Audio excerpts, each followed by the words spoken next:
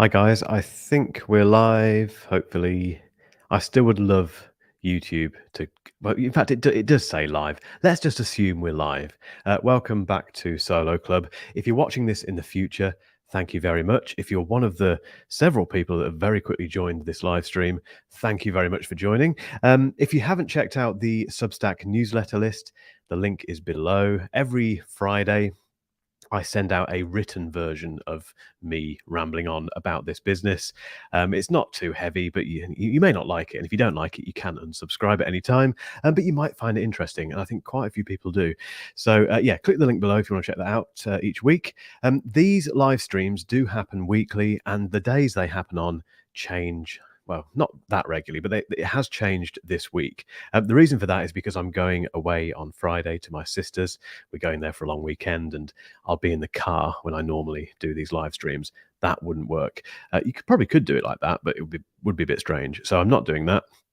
But yeah, thank you for coming on board, guys. If you're live, I am gonna, as I always do, I'm gonna just close the chat window for me so I can't see it because I don't want to be distracted. But I do want you to ask questions. Anything about the stuff that I bring up today that kind of sparks an interest in a certain question. Ask away, or if you've got a burning question that you've had for me for a while, or you've had about this industry for a long time, start putting them in the comments now, and I'll come to those once I've finished my kind of the main topic that I'm going to talk about. I did have a lovely email from a guy called Mike Moorhead, who is a regular on these streams. I'm not sure if he's on here at the moment. But he did email me earlier today and said, would it be possible for people to, or could I at least mention, or request people to send questions in if they can't make the live stream? Absolutely, 100%. If you want to email me questions beforehand, if you can't make these, because getting the timing right for these live streams is incredibly difficult. It's 4 p.m. in the UK now. I know it's very early in America. It's in the middle of the night in other places in the world. So it's very difficult picking a time that works for me, being selfish, but also for everyone else. So if you don't get to watch these, but you do watch them after the event, and lots of you do, these videos get fantastic views in the future. So I really appreciate that. But if you're watching it and thinking, oh, I'd love to have asked a question, send me an email. It's mark@markellisreviews.com. Pop an email over there, and I promise I'll answer them in the next live stream. So today's topic that I want to talk about, because the last topic on Friday was a bit ranty. It was me having a good old moan about Medium. There have been some updates on that, which I'm going to talk about possibly next week. I'll see. Things are looking slightly more positive, but equally they're still very frustrating. So I'll come on to that when I can. But equally, I thought rather than rant again this week, I'll do something a little bit more fun and, a bit happier. And what I thought I'd do is talk about gear, because gear is a huge interest of mine. Funnily enough, a lot of people, not a lot, but a portion of people who start YouTube channels have no interest in gear whatsoever. They've got no interest in, video gear, audio gear, the production process itself. A lot of them actively hate it, actually. They just want to start a YouTube channel about, subject X, but they have no interest in the gear, which frightens me because it's such a big part of what we do.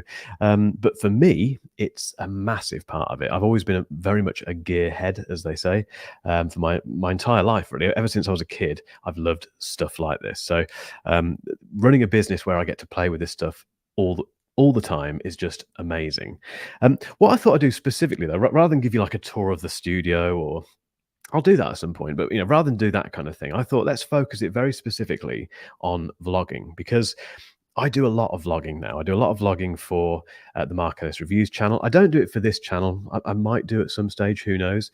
I do it for my newsletter as well. I occasionally send out Patreon vlogs, which are kind of in that format as well. But as I say, it's kind of worked its way into my main content on the Tech Reviews channel, and it's worked really well, and I love doing it.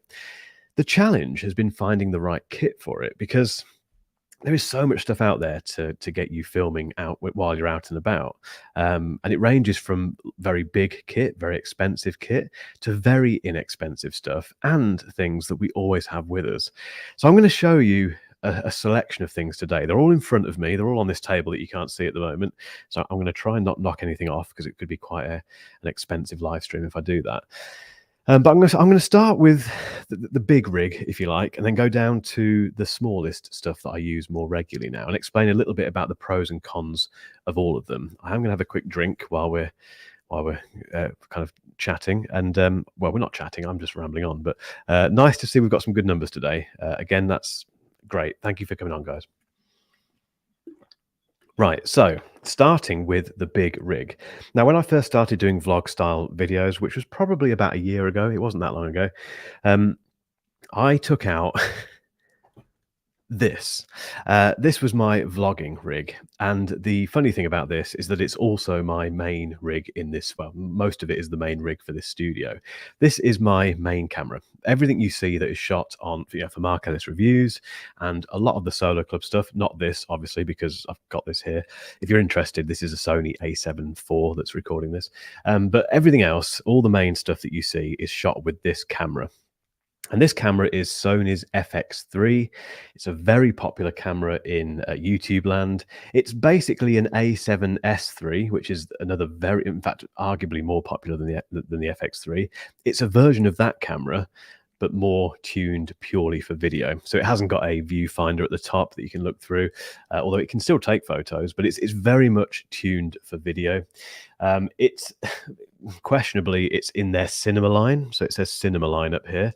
So it kind of sits in the same ballpark as things like the FX6 and their big cinema cameras. It's not really a cinema camera, although Netflix has approved it. So it's an approved Netflix camera. You could use this and film documentaries and stuff, and it would all be fine. Equally, there's a big movie. I think it's called The Creator. It's not about people like me. Obviously, it's much more interesting than that. But it's called The Creator. I can't think who directed it. I'm not sure if it's out yet. But they filmed everything on FX3s, which is mind blowing. It's a multi-million-dollar Hollywood movie that has been filmed on this camera. And it's the best thing I've ever bought for this business. In terms of filming regular videos in this studio, the quality, the reliability. I had an issue with it recently, which fixed itself, thankfully, but touch wood, that was the only thing I've ever had go wrong with it. It's never overheated. It's just rock solid. And I know it like the back of my hand. I can film anything on this and very rarely screw up the exposure or get anything wrong. I know I could operate it blindfolded, but also I know the color like the back of my hand, so I can color grade very quickly, and it's given my channel a certain look, which I'm massively happy with. If you're interested, I shoot everything on this in S-Log3, so it's a very flat color profile, and I use Peter Lindgren's vlog LUT, which you can buy. I can't think how much it is. It's not particularly expensive, but I shoot everything in kind of, like I say, S-Log3 on this, and then use his LUT to put the color back into it, and then do a very simple color tweak, and it just looks, I think it looks fantastic. However, when it comes to vlogging, it's ridiculous. This is heavy. It's not ridiculously heavy, but it's quite a heavy rig to be walking around talking to yourself like this. It's a big old thing. Let me just explain the components here, because there's 4 components to this. So the first thing is the camera itself. Let me just de-rig it slightly. So the first thing is the camera body itself, which, like I say, is the FX3. That's this thing here. Very nice and small. For a seriously serious camera, it's pretty small. It's obviously 4K. It shoots 10-bit color. It goes right up to 120 frames per second. There's very, very little cropping involved. In fact, I don't think it even crops at 120 frames per second. So it's a serious camera, this. I've also just realized I haven't put my... Oh, I've just lost myself. There we go. I haven't put my laptop on filming focus, so that stops people trying to call me. Sorry about that. I don't like being distracted when I'm doing this stuff. It really annoys me. If my girlfriend calls, she gets through, but no one else does. Anyway, completely off topic. But so the camera body is the FX3. Brilliant. I'll stop gushing about that. The lens that I've been using or was using for vlogging was this Sigma 16 to 28mm. Now, again, I use this for most A-roll shoots. So most A-roll shoots that you see on Mark Ellis reviews, and even this live stream is normally shot on this lens. I didn't use it today because I need to show you it, obviously. But this is a fairly much cheaper version of the uh, what is it? The 16 is it the 16 to 35 mil Sony, which is very expensive. This doesn't have quite as much reach. You know, it's 28 mil versus 35 mil at maximum zoom. But it's like I say, it's very affordable, very robust, and it's done an amazing job. And it's very wide. So while you're vlogging, you can get everything in. You can get not just your face in, but you can get some of the surroundings. So it's great for that. So that's the first two parts of this setup. The other part of it is this. Now, if you're looking for I'm not sponsored by any of these brands, by the way. If you're looking for a very, very portable and very flexible travel mini tripod, this is the one to get. This is made by PGY Tech. I will put a link in the description actually after this, so you can check it out. The reason it's so great, one of them is because you can very quickly attach your camera. He says. So testing me. There we go. So very quickly, you can get the camera on. You get the camera off very quickly as well. It's got a very nice quick release plate that is very secure as well. That's very important with this. So it can't go anywhere, even if you forget to tighten up the thing on here, which is very reassuring. The reason this is so great is because you can have it like this, which is kind of like a vlogging style grip, but it also turns into a tripod. So I can flip out these legs here, and we suddenly have a tripod. So you can place it where you like. You can also, if you're feeling brave, flip out this thing here and technically put those back. No, is that right? No, sorry, that's right. And then you can swing your camera around. Now, you do need some serious, kahunas for this. You can then attach that to something. So you can attach it to, I've attached it to a fence before. So I've attached it to a fence, and these two legs then kind of act as a bit of a support structure against the wall or whatever it's beneath. And then you have you can get a higher angle. There's basically lots of stuff you can do with this. And a lot of the vlogging stuff that I did last year, and some of the stuff I shoot in this studio, is done with this PGY Tech little tripod thing, because it's so good. It's amazing. So that's the next part of this big setup. The last and final part, and probably the most important really, because without this it's not much of a YouTube video because you can't hear me, is the Rode Video Mic Pro Plus. Now, Rode do a lot of these. There's the standard Rode Video Mic, there's the Rode Video Mic Pro, and then there's this one, which is the Video Mic Pro Plus. I've got a dead cat on here, which I'll take off quickly, but that's the mic inside, and it's great. And again, I use this mic for 95, probably more, 98% of the videos that I make on Marketless Reviews. They all go through this. It's not as good as a shotgun mic. I've got a more expensive shotgun mic that I've got up here, but it's more portable. I can move it around. It's great. And if you're out in the field, if you stick the good old dead cat on the top, terrible name, but that's what people call it. You then shield it from the wind, basically, and it performs superbly. So the benefits of this setup, I mean, actually, there's one of the things. There is a fifth element which isn't on here, which is an ND filter. So normally I'd have an ND filter on here, which means I can maintain exposure settings and things like my aperture, whatever, without having to crank up the shutter speed and that sort of stuff. You can basically lighten and darken the glass. Terrible explanation, but people who know what ND filters are hopefully know what I'm talking about. So that would go on there as well. And the benefits of having this as your vlogging setup, there's a few actually. One of them obviously is the quality. The quality you'll get from this kind of setup when vlogging is amazing. It will look superb. And that is this is the big issue with it, if you start fiddling around with your ISO, your ND filter, the audio levels, the framing, the zoom, getting the framing right, it starts to become a bit of a faff. So that's the immediate positive and negative side of having this. The other positive side is that it's very robust. It isn't technically water sealed, or weather sealed rather, so I've never really braved it too much in the elements, but it is a robust camera, and it probably won't let you down. It does very well in hot weather. It won't overheat and that sort of stuff. But the rest of the kind of, I suppose, elements of this, they're all downsides. It's massively, like I say, just massive. It's huge, so it's not conspicuous. Walking down the road with this, I don't need to say anything, guys. Look at it. You look ridiculous. And I've done it a lot. I've done a lot of walking around in public in this country and in other countries holding this rig. And you do feel self-conscious. There's no two ways about it. Um, it's expensive as well. All of this together, there's a lot of money here. And if you get mugged or you drop it or whatever happens or you lose it, um, not great. I was in when I went to Paris last year for a smartphone launch. I took this exact rig with me. We went out for dinner later that evening, and I left it kind of balanced on my, or kind of sticking out of my backpack in the corner of the room. And one of the other guys that was with us said he watched as it kind of, and he wasn't near enough to stop it, but he watched and kind of winced as it kind of rolled out of the backpack and hit the floor. It's fine. There's no damage or anything at all, but it could have been a lot worse. So this was abandoned, basically. It was just too big. I think the trade-off, even given the quality of this thing, the quality of the videos that it shoots, the trade-offs that I've just mentioned weren't worth it. Simple as that. So this got kicked into touch, I'm afraid. Quick drink.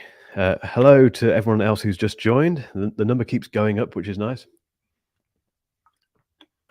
So I decided to look for something a little bit smaller and a bit more convenient, which led me to this.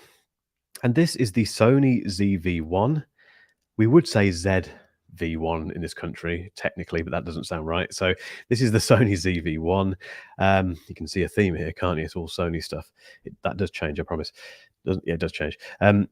This is a tiny little 4K camera, flip out screen. That's obviously got a flip out screen as well. But yeah, flip out screen, which you can see there. 4K, lovely image quality, the kind of classic Sony image quality that you'd expect. It's tiny. I mean, look at it. It's basically a point and shoot camera with very good video capabilities. Now, this is great in terms of inconspicuousness because it's so much smaller than this. I mean, there's no competition whatsoever. So immediately using this, I felt far less self-conscious. Walking around with this even on that PGY Tech tripod thing, it felt good. It didn't feel too like I was doing anything particularly weird. So immediately, great, a big step forward, and equally much more accessible, much more pick up and play. Literally open it, hit record and start talking. That's all you've got to do. It's got great autofocus. Brilliant. The issues with this, there's a couple of big issues with this. The main one really is the battery life. So this uses these tiny little batteries, which are just rubbish, absolute garbage. And Sony, funny enough, brought out a new version of this camera, and I think it still uses the same batteries. If they could have done one thing, it would be to upgrade the batteries, because the batteries in the FX3 are amazing. These aren't at all. They're terrible. So you end up buying lots of batteries and keeping an eye on battery life all the time, which does stifle your creativity a little bit, to be fair. The second thing is the focal length. While I'm talking, I'm trying to remember what the focal length is. It's quite tight. It's like it doesn't actually say on here. It's like 24 mil or something, which is basically just way too narrow. You don't get, unlike that lens there, you don't get enough of your surroundings in. So you end up having to hold it really far back, or dealing with the fact that your face is literally filling the frame. There is one way around this, which is to buy this aftermarket lens adapter thing, which is basically a way of giving it a much wider field of view. Now, the way this works is that you stick a kind of 3M sticky pad around the lens and stick that on it. Now, I've got through 2 of these already because they just fall off.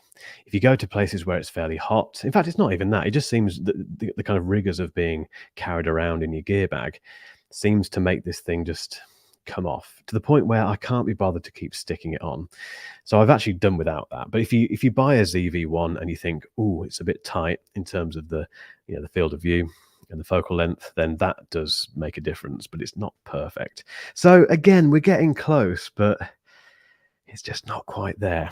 Not quite there. Then, and I have talked about this before on this channel, so forgive me for repeating myself, but then I stumbled across I think, almost the perfect solution, which is this. And this is an action camera. This is the DJI Osmo Action 4. It's just been released. There's the Osmo Action 3 as well, which you can probably pick up for quite a decent decent amount these days. But yeah, you can get, obviously, this is basically DJI's GoPro. There's lots of different versions of these on the market. So, my DJI might be your GoPro and vice versa. It doesn't really matter. The point being, this is a much better vlogging camera than I ever suspected it would be. And in fact, I never even gave this kind of camera second thought, really, because I was so used to assuming that you needed something like this, or, if you wanted to downgrade, something like this. As it turns out, this is brilliant, and it's brilliant for so many reasons. One of them is the field of view. So it's very, very wide. You can capture everything. Even the standard field of view on this is much better than that Sony ZV-1. In terms of the Osmo Action 4, and the 3 as well, the audio quality on this is amazing. So if you're stuck without a mic, then this is the thing to use. The mic actually on the ZV-1 is quite good. It's not bad, but it's nothing like this. I don't know how DJI have done it, but it's stunning. But anyway, there's that. There's the image quality, which is fantastic. It's not quite as good, obviously, as the FX3. Nowhere near as good as the FX3. It's not quite as good as the ZV-1 either. The reason for that is because it's just a fixed focal length, and it's got a there's very little depth of field, so you don't really get blurred background. It's very much focused to infinity and gives you everything in focus all the time. That's what action cameras do. So there is that to bear in mind if that's an issue. It isn't really an issue. People don't care about that, really. If you're very much into your videography like I am, then it might bother you a little bit. And that is one thing that is a little bit of a downside. But the more you make content, the more you realize, like I say, that sort of stuff doesn't matter. What matters is that you tell the story and you capture the story. And if you're capturing it with this, great. So there's that. The image quality, like I say, is absolutely fantastic. And the stabilization on this is amazing, as you would expect from an action camera. And that's great for when you're walking down the street, so it's not too kind of jerky. But it's even better when you're doing, B-roll. So if you've only got this with you, you can do panning shots of the city you're in or whatever you want to do. That DJI image stabilization smooths everything out. It makes it look fantastic. So it's got a lot going for it already. The battery life is amazing. When I did my recent video when I went to the lakes, I spent 2 days shooting with this. I shot loads of footage, so much footage. I can't remember how much, but it was there was a lot of files to transfer over afterwards. I got through just under 2 batteries, I think. Which is it's all you want in terms of convenience when you're vlogging. Battery life is massive. The other thing that you get with DJI, if you get the right pack, is this. It's called the Adventure Pack, I think. You get this battery case, which is typically DJI. It charges the batteries. It's very nice to use, and it's very nice and slim, so you can chuck it in your bag. But it just means that you've got 3 batteries on you at all times, which is fantastic.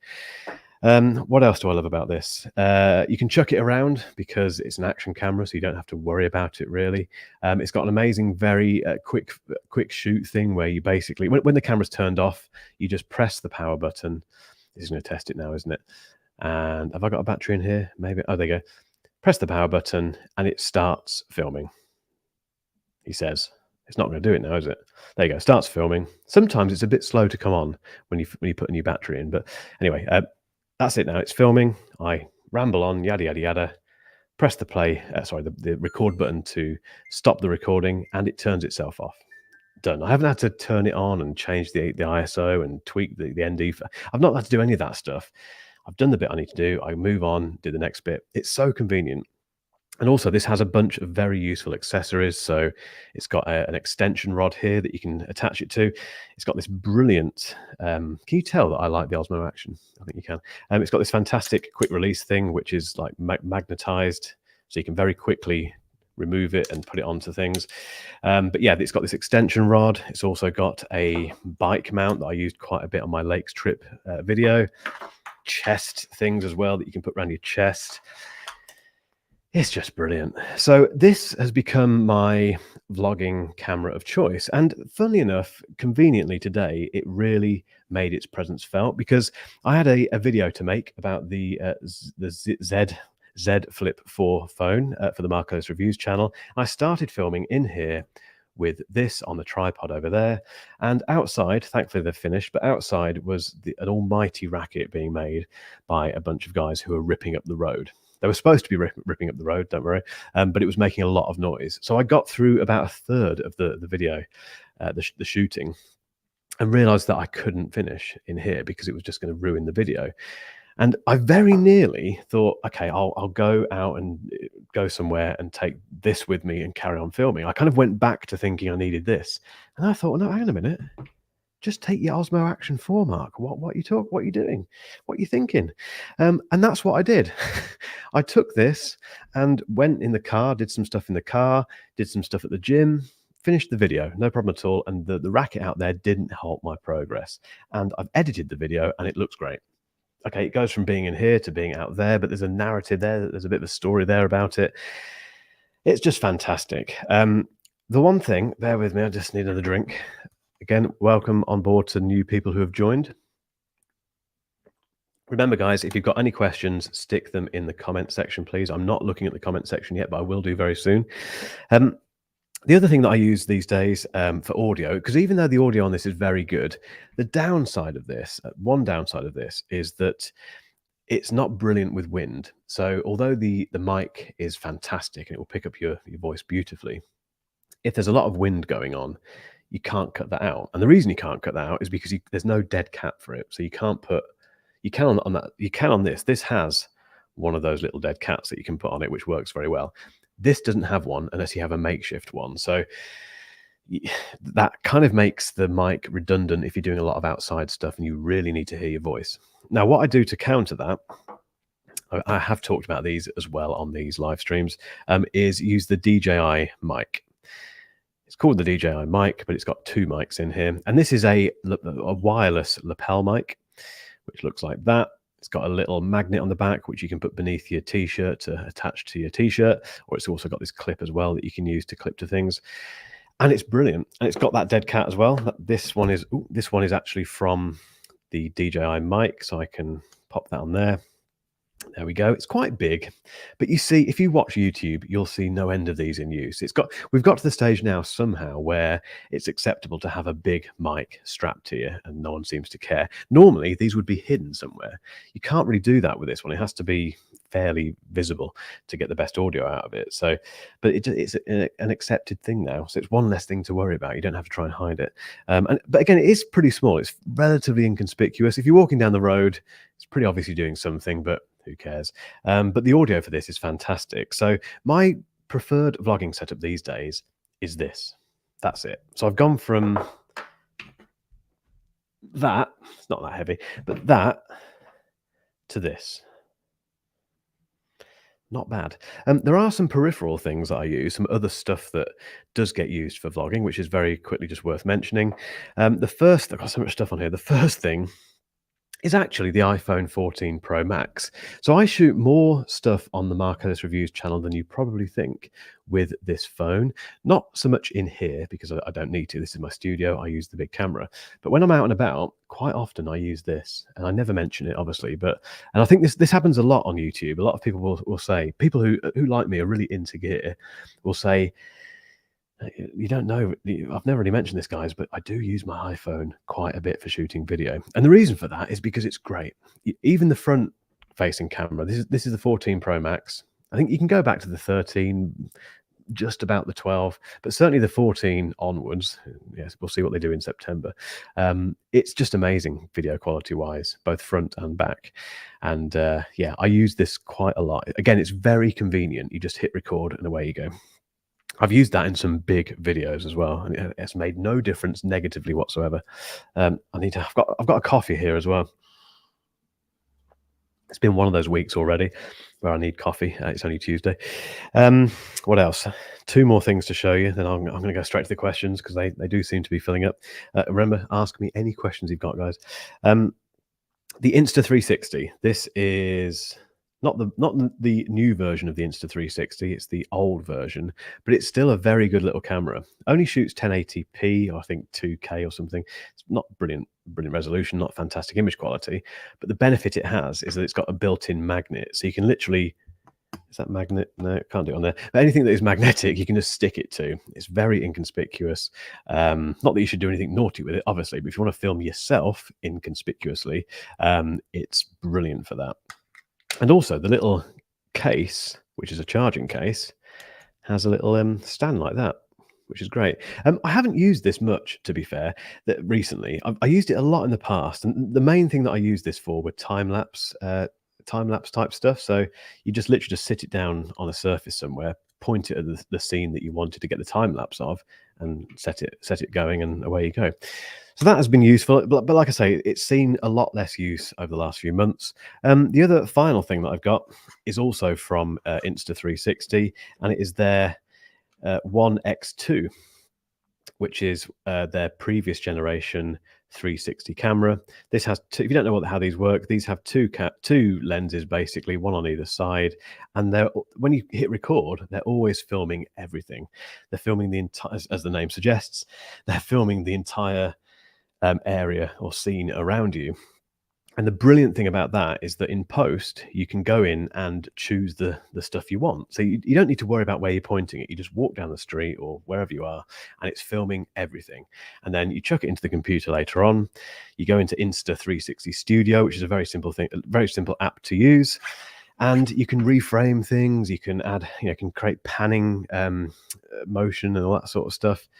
Again, I don't use this a huge amount, but I have used it probably more so recently than the Go, just because it's so useful for that 360-degree thing. But as I say, my main rig these days is that and that for vlogging. Keep things simple, guys. I've said this a lot on these live streams. Don't, unless you really want to complicate your life, do this, but don't. If you don't want to complicate your life, keep things really simple. It makes all the difference. It means you can create content much quicker. You can create it without feeling too self-conscious if you're vlogging, and also it's well, yeah, the speed and the process that you go through to make these videos reduces massively, and that's so important, particularly if you're making a lot of videos. So that is my favorite and not quite so favorite vlogging gear. I'm gonna dare to dive into the comments now and see what we've got. Another quick slurp of coffee. Right, we've got some questions from the looks of it. David. Hi, David. What is your opinion of the GoPro? GoPros are great. I've got a GoPro, and it's a GoPro 8 or 9, I think. It's quite an early one. Probably earlier than that, actually. And it was great. I have not really used it much in this business because I've not had to, but I use it a lot for more commercial stuff that I used to do. GoPros are fantastic. I've not used a GoPro recently. There's a chance that I might get to compare the Osmo Action 4 against a GoPro later in the year. I'm hoping that comes off. But they all do the same thing, really, David. A bit like smartphones, they're all very good. You can't buy a bad smartphone, you can't buy a bad laptop, you can't buy a bad car, really, and you can't buy a bad camera either. So GoPro, if that's your choice, go for it. Here's Mike. I mentioned Mike earlier. Mike's the chap who emailed me. Thank you, Mike. And I don't know if you missed that earlier, Mike, but I did reference your email. And yes, if people want to send me questions before or after these live streams, they can do. How important is it to repurpose content into short form blogging, etc.? Really, really, really, really, really, really, really, really, really, really important. I've learned this very, very consistently over the last 6 months. Learned it consistently. That doesn't make any sense.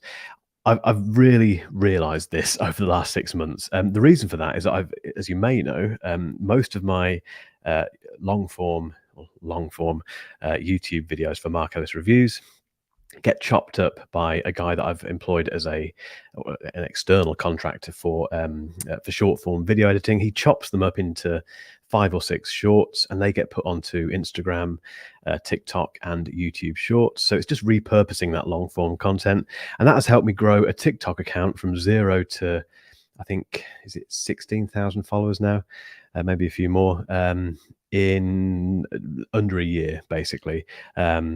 Instagram is a bit slower, but it's growing nicely, and there's very little effort involved, and it's numbers. It's a numbers game with a lot of this, and I can add the views that I accumulate on TikTok and Instagram and YouTube Shorts to my overall video views. And when I'm speaking to brands, it looks good. I've got a big audience, so repurposing content into short form video is incredibly important. I mean, repurposing content into blogging. If I've got this question right, Mike, excuse me.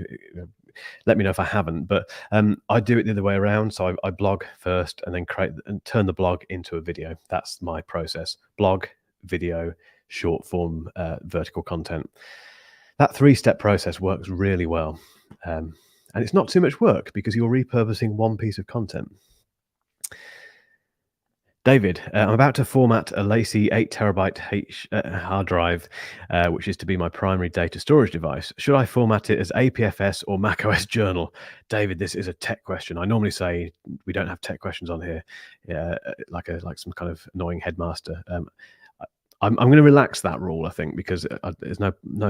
Why shouldn't I answer questions like this? I'd format it as APFS. I'm not the best person to ask the technical details for that, but everything I format these days is in APFS because that's the file system structure thing that Apple uses these days. So I would personally go with that. If there are some probably much smarter people in the comments than me who may have other ideas for that, get involved. Kevin's calling in from Lakeland, Florida. Again, I say again, you live there clearly, but I'm always jealous whenever I hear that because I can guarantee the weather where you are is nothing like it is here, Kevin, which is just horrendous in the UK at the minute. It's horrible. Oh, look, I knew Rob has already given an answer for the APFS thing. There you go. Rob is far smarter than me for this sort of stuff. Hey, Ben's on. Ben, Lover of Tech. Guys, if you haven't checked out Ben's channel, Lover of Tech on YouTube, that's its name, Lover of Tech. Go and check him out. He makes some brilliant videos. He also does some very, very funny short form stuff. He did. I won't give it away, but on I think it was on Instagram. Ben, let me know if not. But it was a kind of. How do I say this without giving it away? He was basically comparing video editing to playing Tetris, and the way he did it was brilliant. So, Ben, hello, mate, if you're still there. Thank you for jumping on. And yeah, guys, please go and check out his channel. I met Ben in person, when was it? A couple of months ago, originally. Lovely bloke. And just a great example of why you should make friends in this industry. It's incredibly important. We are going to do some kind of collaboration at some stage when things have quietened down. While I say that, I know that they never quieten down, but we will do something at some point. Hello, Alan. Hello, both Alans. Mike says, "Well done on your first video, Alan Milbrow." I've not checked it out yet, actually, Alan, but put a link in the comments so we can check it out. From a business perspective, has it been worthwhile adding a second YouTube channel? That's a really, really good question, Mike. From a business perspective, it depends what you mean by from a business perspective, because that can mean all sorts of things. If we look at it in hard and fast numbers in terms of my time investment and the return on that investment, it's negative at the moment. That the Solo Club YouTube channel doesn't make any money, so it's not. It hasn't got to the stage yet where it can be enabled for AdSense. It's about 2,000 hours off being able to do that, so it's not far off. So it's not making any AdSense revenue. We don't have any sponsors on here, so there's no sponsor income. There's very little affiliate income. There may be a trickle coming through from it, but not much. The only element of Solo Club that does make money at the moment is the Solo Club Substack newsletter. So I have a number of subscribers on there, which gives me some annual revenue. I don't mind mentioning the number. It's about $1,500 a month, $1,500 a year at the moment. So you don't have to be Einstein to work out that that's not really paying for my time. But that isn't the point. The point of this channel is to get these live streams nice and busy. It's to get people into that newsletter list, and hopefully at some stage to get people to sign up for things like the Academy, which is coming later this year. The Mark Ellis review, the Mark Ellis Academy. Let's get the name right, and buy things like ebooks and that sort of stuff. But equally, if people don't do that, it's fine. Mark Ellis Reviews is the main revenue driver in this business, and I'm a great believer of if you stick at something, stuff happens, things happen, and this will start making positive revenue. Profitable income will start coming through at some stage. I think it will just take a while, but I'm in no rush, so I'm not going anywhere, basically. Jeff with a G, still my favorite username. I have an Acaso, is that how you pronounce it? Acaso Action Cam. Thoughts on lower end action cams? I've never used one, to be honest, Jeff. So I've never tested one. And my rule with this sort of stuff is to never, a bit like, if you can't review a movie that you haven't seen. Same thing with tech. If I've not used a piece of tech, I can't really give an opinion on it. Again, with this sort of stuff, you have to look at the cost of something. Do you get enough quality to make it worth your time? But more importantly, is it reliable? Because if you spend, it's that classic thing of, if you buy something very cheap, I can't think of the exact phrases, but if you buy cheap, you buy twice, that sort of stuff. If you buy a cheap action cam that breaks down because it's got water ingress or something like that, or it's just rubbish, then you've wasted money. I've never heard of a Casso. If they're a decent brand, you're probably in good hands. I do use some cheap gear. I mean, the Sigma lens is quite a good example of this. This lens, from memory, is about 700 quid, 700, 800 quid. The Sony version-ish of this lens is about 2.5 grand. And you've got a pixel peep, you've got to really put them side by side to work out the differences. The Sony one is weather sealed. This one isn't, I don't think. And it's, it will be better built than this, but I've had this for nearly 2 years now and it's never faltered, touch wood. So that's a good example of a good lens, whereas I could spend the same money on another branded lens and it'd be rubbish, in which case I may as well have bought the Sony, for instance. So that's my kind of rule with this sort of stuff. Jaspal, is that how you pronounce your name? Sorry if I butchered that. How much is that 360 Insta camera, the one you last showed us, which is, where is it? This one here. So this, I don't know if you can still get this. This is the One X2. They're about 300 quid, 400 quid or something, with extras built, when they come with extras and accessories and stuff like that. So if you budget about 400 quid-ish, it's that sort of money. But you get a lot for your money, I think. If you use them a lot, you get, the return on that would be very, very positive, I think. Thanks for telling us the downsides to the Sony vlog camera ZV-1. As I was looking into getting that, I think DJI. Yeah, I mean the ZV-1 is a great camera. I love Sony, as you can tell. Sony is everywhere. I'm a massive fan of Sony gear, but they do occasionally do very frustrating things where they nearly get there, but they just do something ridiculous. Canon does the same stuff. They do really silly things occasionally. Like they create a fantastic camera, which then overheats for no reason or has ridiculous wobbly stabilization. Sony is no different, really, but they just do different stupid things. So the ZV-1, if it had a better battery, and if it was more, rather than whatever it is, 24 mil, if it was more 18 mil, for instance, it would be great. That's roughly what they've done with the new version of this, but they've kept the same rubbish battery. And you just think, you're so close. You're so close, Sony, to having the absolute perfect vlogging camera. But yeah, I would personally go for an action cam. I really would. I think an action cam, and if you've got the money for it, keep knocking this, sorry. I would go for the DJI mic. I can't remember how much these are. I think they're about 250 quid, which, don't quote me on that, but it's roughly that figure, 300 maybe. Absolute bargain for what you get. Absolute bargain. Rob says, why haven't Insta360 sent you the Go 2 or the One X3 or the One RS 1-inch 360 edition? Right. It is coffee in that, although could probably do. This is one of those moments where I probably need to break out a beer. There's probably not a huge amount I can say about this, Rob, which is I know is annoying. Insta360 do a lot of marketing with some very big influencers or YouTubers, content creators, whatever. Casey Neistat, Peter McKinnon, lots of them, which makes sense. It gets their product out in front of a very big audience. They seem to struggle when it comes to working with smaller creators like myself, even though there's a serious audience to be had. If you put a bunch of smaller channels together who have very dedicated audiences, that's an incredibly tempting marketing proposition. The problem is that they tend to leave us until last and send us the stuff out too late, which is a shame because it's too late by that point and we can't get the audience. It's frustrating. I won't say what I was about to say because I don't want to annoy them. I don't want to annoy them because I love their gear and they're actually lovely people. I just think their marketing is it's not quite right. They should be thinking, I'm obviously going to say this, but if I used to work in marketing and if I had the option to work with and they do work with a lot of big, expensive people versus less expensive people, but more of them. I would go for the latter, hands down, absolutely hands down. That's the reason, Rob. I may get it, who knows? But it's time's ticking on, and it's those products have a very limited shelf life in terms of interest on YouTube. You think I think the DJI Osmo Action 4 is a better camera. I'm not sure what better than what, but that's probably referring to. I think you're referring to the ZV-1. It is a much better camera. I completely agree.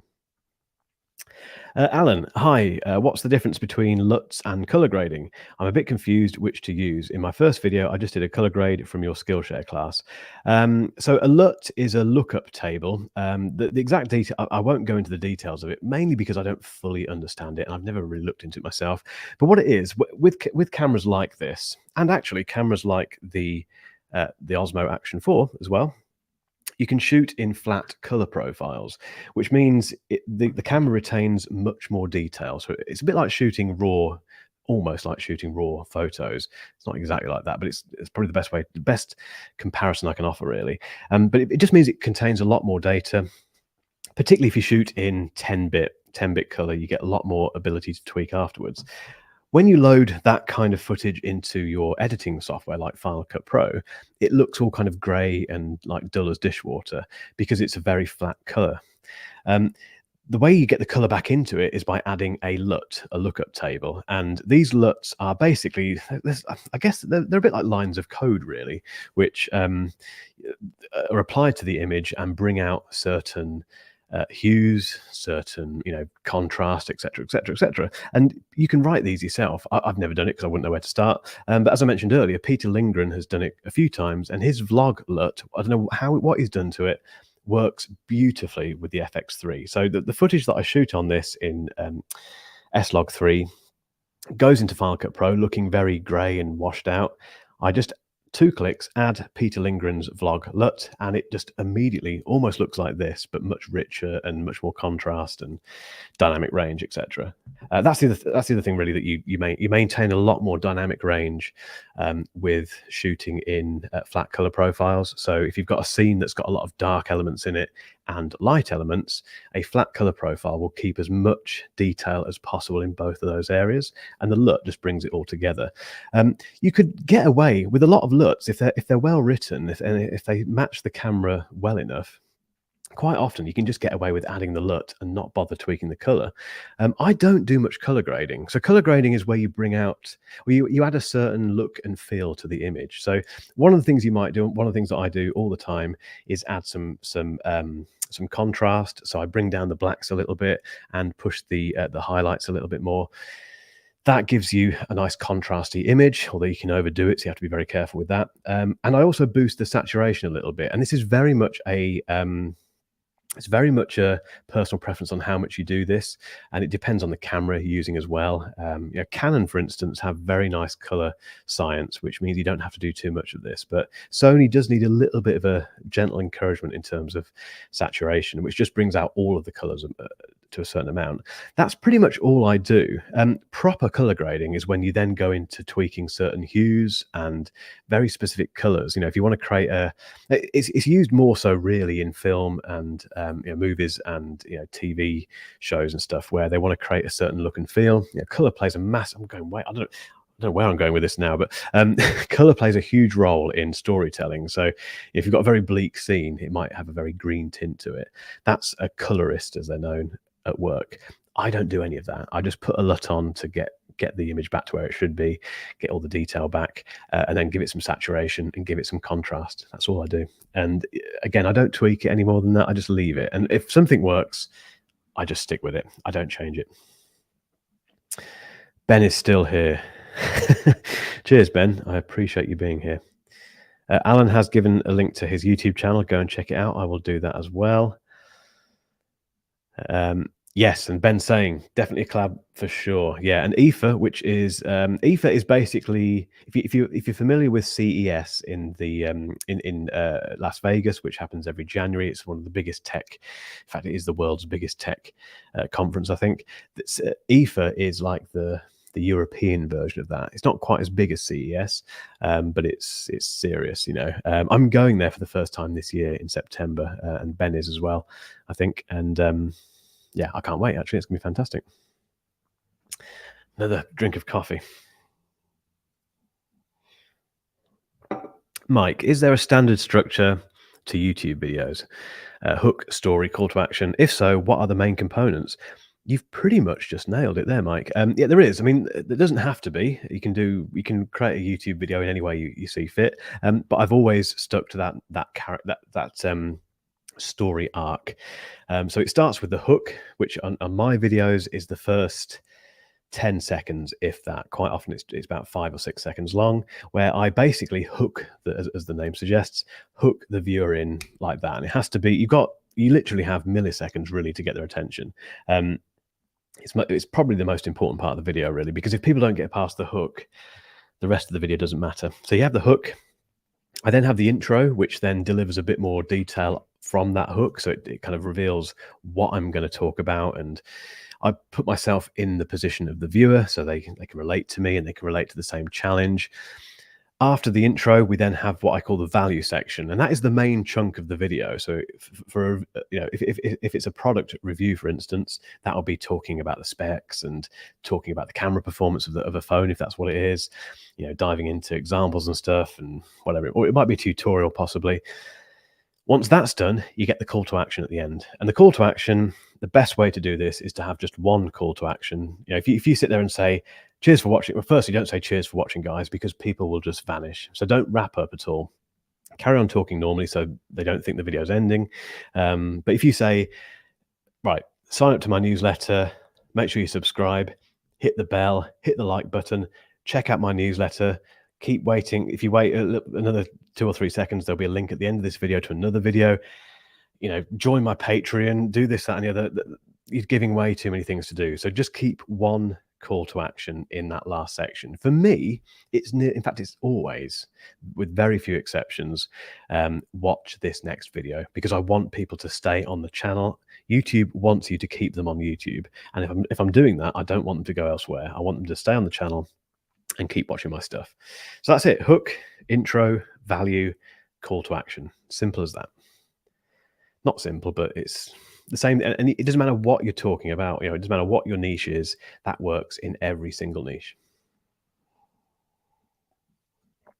Jeff with the G says, can I leave a link? Absolutely. Go. Well, within reason.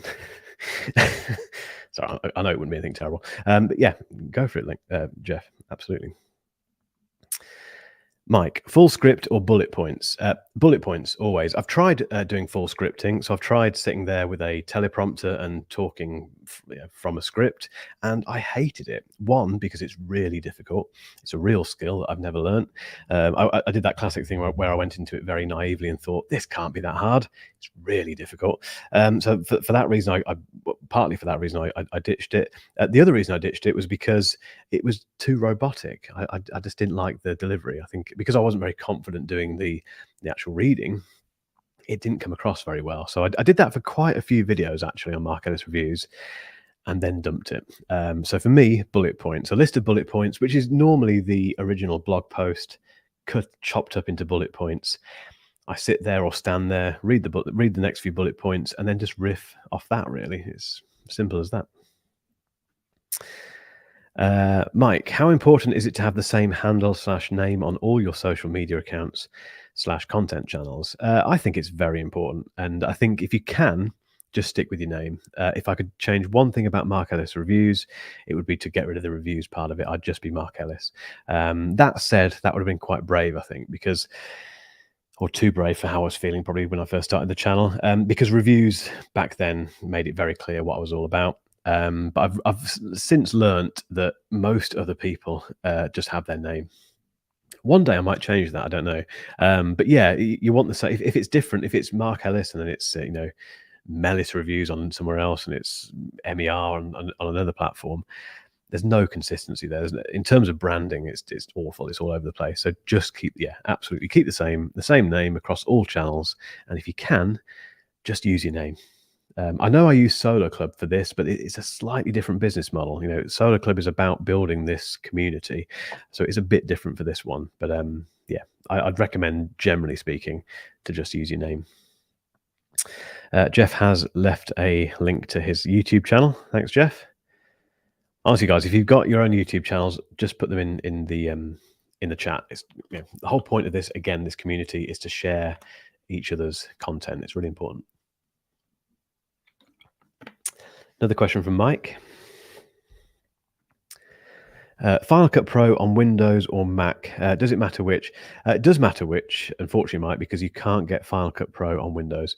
I'm afraid it's Mac only. Yeah, it's one of those things where you can't run it on Windows at all. If you've got a Windows machine, you'll have to use something like Adobe Premiere or DaVinci Resolve. There's a few others, obviously, as well. But those two are the main ones, really. From what I hear, Adobe Premiere, and I think Ben is an Adobe Premiere user, so apologies, Ben. But you only ever hear people moan about Premiere, whereas I talked about this last week. I think DaVinci Resolve, everyone seems to be anyone who uses Resolve seems to be just abundantly happy, which incidentally actually gives me a very quick reason to moan about Final Cut Pro at the moment. If you're just out of interest, is anyone on this chat and watching this in the future using Final Cut Pro at the moment, and have you upgraded? Have you updated to the latest version, either the previous latest version or the current latest version? It's an absolute mess. It's not as bad as it was. This updated one is a bit better, but before that, it was just horrendous. It was crashing constantly, getting loads of freezes and horrible. And they released an update about a week ago, and I thought most people, I think, thought it had fixed it. It hasn't really. This morning, while I was editing tomorrow's video, I had to crash out of it about 5 times in a row, which is terrible when you're trying to get stuff done and be creative and all that stuff. So at the moment, Final Cut Pro is an absolute mess. Something has gone hideously wrong with it. And if you do a bit of research on Google, you can see that lots of people are having the same problem. And it's when things like that happen that you realize how much you rely on that. Because if Final Cut Pro goes, if a camera goes, if that breaks, I've got this camera. And if both of these cameras break, as you've seen, I've got loads of other stuff I can shoot on. No problem. Annoying, but no problem. If Final Cut Pro breaks down and doesn't work, I've got to learn an entire new editing platform. I'd have to switch to Premiere or, DaVinci Resolve, which isn't a quick job. And there's been a couple of moments recently where I've thought I'm going to have to do that to get videos done. So Apple, please pull your finger out and get it sorted. Not that you're watching this, but Alan hasn't updated. Don't update. I think it's 10.6.8, which is the dodgy one. 10.6.6 or 7. Have a look, do a bit of research. But if it's working at the minute, basically don't upgrade. Ignore it. Oh, you're on 10.6.8. Is it working okay? Out of interest? It's not for me at all. Any more questions, guys? We're getting near the hour. So yeah, but if it's working, Alan, I wouldn't worry. Probably spoke too soon, but if you've got 10.6.8 and it's working, you're one of the lucky ones. So I'm genuinely pleased for you. It's okay, but you're a very basic user. Even better if that's. I mean, I'm not really a power user, and it's not been great for me. So if it's working, awesome. I'm happy for you. Right, guys, if there's no more questions, I'm going to wrap it up. Hope this being on a Tuesday has been okay. And as mentioned right at the start of this, 2 things. Firstly, if you haven't checked out the Substack newsletter, click below and see what you think to my Friday ramblings in your email inbox. And also, if you're watching this in the future and you've got questions for me, please just pop them across to mark@markellisreviews.com. I will include them in the next live stream. And yeah, thank you so much for coming on, guys. You guys make this. The questions are always fantastic. I hope I've given you some inspiration in terms of vlogging gear. Again, if you've got any questions about that come up in the next few days, let me know and I'll answer them next time. But yeah, the takeaway advice for this is, as you can see from this, keep things simple. Don't go overboard. Keep things ultra simple, and you'll be a much happier creator when you're vlogging. Trust me. Anyway, guys, I'm going to end it here. Thank you so much, and I'll catch you next week, which I think will be Friday again. So yeah, I'll see you then. Cheers.